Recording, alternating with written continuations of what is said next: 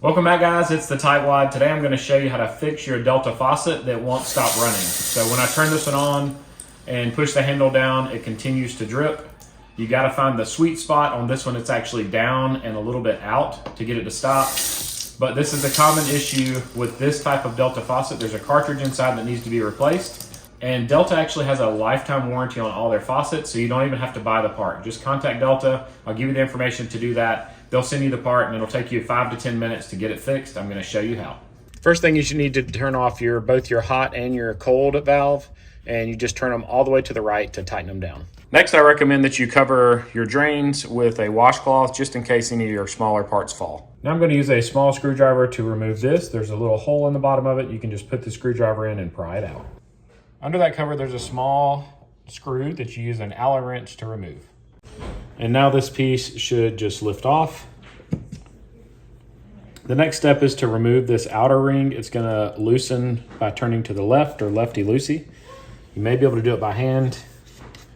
If you can't loosen this by hand, you can put a wash rag on it and use some adjustable pliers to loosen it. Next, you need a pair of adjustable pliers, and you can remove this brass colored piece. And then this cartridge is just going to lift out. This is the new cartridge that we got directly from Delta for no charge. If you're familiar with mixing valves, this is basically what this does. I recommend you go ahead and set it over to the right. That's how the factory had it set, and that's how the new one came. You can push it to the left if you want to adjust the amount of hot or cold water that comes out of your faucet. Inside here, you can see the 2 holes at the top. And we're gonna match that up with this. You can see the 2 little pegs on the top side. So it's gonna go in just like this. So once it's in correctly, it should not twist side to side, but it is gonna be a little bit loose. Now this sleeve slides down over it, and you can start by hand tightening it. Then use your pliers to get it nice and snug. Now we just need to screw this piece back on.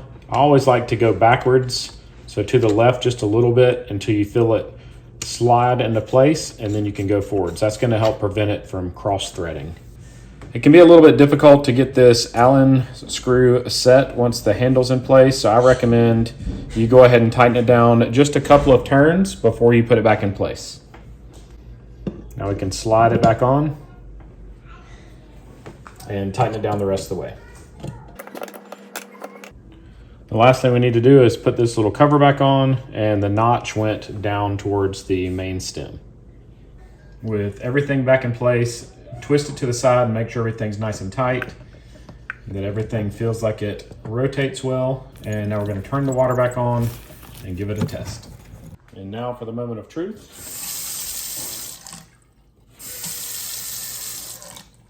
It easily turns on and back off again with no issues.